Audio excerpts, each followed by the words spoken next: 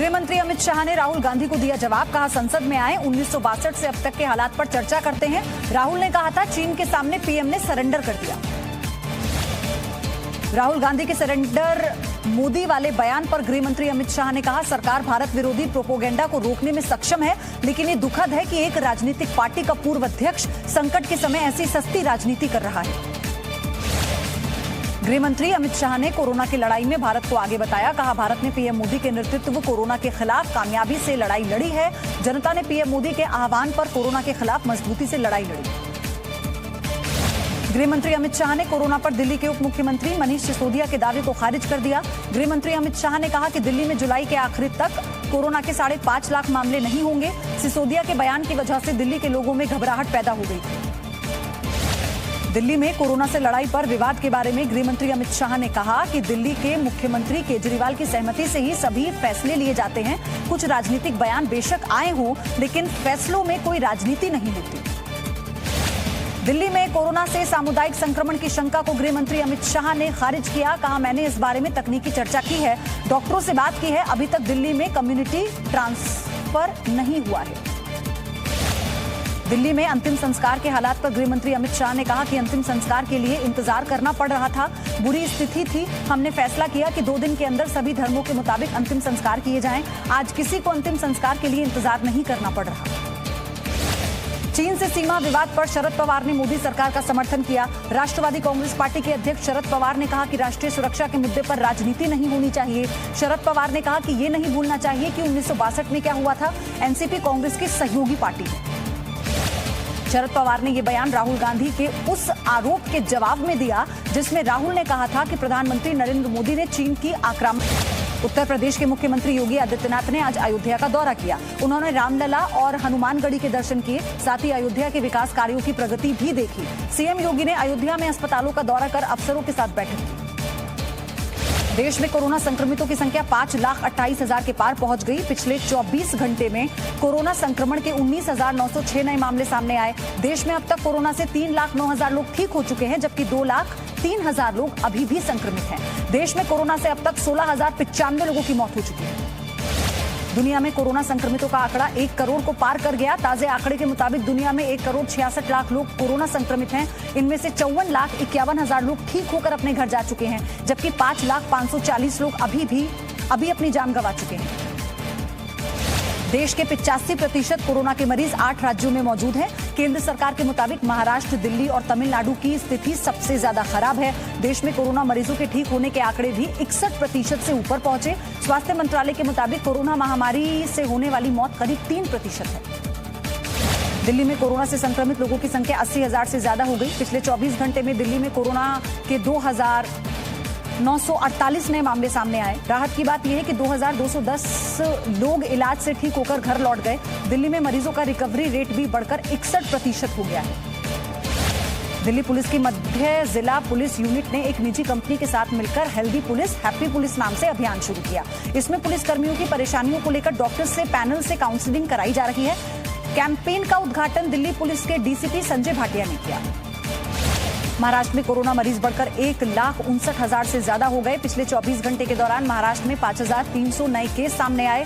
पिछले 24 घंटे के दौरान महाराष्ट्र में कोरोना से 167 मौतें हुई। कोरोना संक्रमण के मामलों में महाराष्ट्र सबसे खराब स्थिति में है। मुंबई में कोरोना पॉजिटिव मरीजों की संख्या 74,000 से ज्यादा हो गई है। यहां पिछले 24 घंटे में कोरोना से 41 लोगों की मौत हुई। मुंबई में अब तक कोरोना से 4,200 से ज्यादा लोगों की जान जा चुकी है। मुंबई के पास ठाणे में 32,000 से ज्यादा कोरोना संक्रमित लोग पाए गए। मुंबई में आज से सैलून खुल गए हैं। दुकानदारों ने इजाजत देने के लिए उद्धव सरकार का धन्यवाद किया। दुकानदारों ने भरोसा दिलाया कि दुकान को ठीक से सैनिटाइज किया जा रहा है। हर 2 घंटे में सैनिटाइजेशन का काम किया जा रहा है। कई दुकानों में पीपीई किट पहनाकर भी ग्राहकों के बाल काटे जा रहे हैं। महाराष्ट्र सरकार ने घरेलू सहायकों को रोकने वाली हाउसिंग सोसाइटीज को चेतावनी दी। राज्य सरकार ने कहा कि लॉकडाउन के दौरान सरकार ने ऐसा कोई नोटिस जारी नहीं किया। जिन सोसाइटीज ने अपनी मर्जी से नियम बनाकर मेड के आने पर रोक लगाई है, उनके खिलाफ कार्रवाई हुई। राजस्थान के भीलवाड़ा में एक शाही समारोह में शामिल हुए 16 लोग कोरोना संक्रमित हो गए। आयोजकों पर 6,26,000 रुपए का जुर्माना लगा है। ये पैसा मुख्यमंत्री राहत कोष में जमा होगा। इस शादी में इजाजत से ज्यादा लोग बुला लिए गए। दिल्ली पुलिस के हाथों पकड़े गए खालिस्तानी आतंकियों ने खुलासा किया है कि दिल्ली, हरियाणा और पंजाब के आरएसएस, बजरंग दल और विश्व हिंदू परिषद से जुड़े कुछ बड़े नेता इनके निशाने पर थे। वो सोशल मीडिया के जरिए ज्यादा से ज्यादा नौजवानों को कट्टरपंथी बनाना चाहते हैं। इस काम के लिए पाकिस्तान की खुफिया एजेंसी आईएसआई उन्हें निर्देश दे रही थी। जम्मू कश्मीर के कुपवाड़ा में सुरक्षा बलों को बड़ी सफलता मिली है। यहां नार्को टेरर मॉड्यूल का भंडाफोड़ किया गया। आतंकियों के 2 समर्थकों से 13.5 किलो हेरोइन बरामद की गई है। इसकी कीमत करीब 65 करोड़ है। मौके से पिस्टल और ग्रेनेड भी बरामद हुए। अयोध्या में मस्जिद बनाने के लिए सरकार ने सुन्नी सेंट्रल वक्फ बोर्ड को 5 एकड़ जमीन दी। ये जमीन राम जन्मभूमि से लगभग 25 किलोमीटर दूर लखनऊ हाईवे पर मौजूद है। इलाका जो है वो NH 28 से लगा हुआ है। मामले के पक्षकार रहे इकबाल अंसारी चाहते हैं कि इस मस्जिद की जमीन पर हॉस्पिटल और स्कूल बने। मौसम विभाग ने बिहार के 8 जिलों में बारिश का रेड अलर्ट जारी कर दिया है। अगले 72 घंटों में राज्य में कम से कम 100 मिलीमीटर बारिश हो सकती है। आपदा प्रबंधन विभाग ने भी सभी जिलाधिकारियों को अलर्ट कर दिया है कि सभी नदियों के बांध पर चौकसी बढ़ा दी गई है। बिहार के सीतामढ़ी में हो रही बरसात से बागमती और अधवारा नदी के जलस्तर में बढ़ोतरी होती जा रही है। इन नदियों में हर साल जलस्तर बढ़ने से बाढ़ की स्थिति बन जाती है। साल 2017 में भी इन नदियों का तटबंध टूट गया था, जिससे आसपास के गांव में पानी भर जाने से हजारों लोगों को विस्थापन का सामना करना पड़ा। मानसून की पहली बारिश ने ही बिहार के MLC के लिए नए बने डुप्लेक्स बंगलों की पोल खोलकर रख दी है। पटना में बने इन बंगलों की दीवारों में बारिश की वजह से क्रैक आ चुका है। दीवारों पर सीलन पड़ चुकी है और जगह जगह छत टपकने लगी है। पिछले साल नवंबर में सरकार ने 55 बंगले विधान परिषद सदस्यों को हैंडओवर किए। पटना में लगातार हो रही बारिश से कई इलाकों में जलभराव की स्थिति बन गई है। राजेंद्र नगर इलाके में भी जल जमाव बना हुआ है। पटना के मोइनुल हक स्टेडियम में भी बारिश का पानी भर गया है, जिसे निकालने के लिए सीआरपीएफ के जवान देर रात तक मशक्कत करते रहे।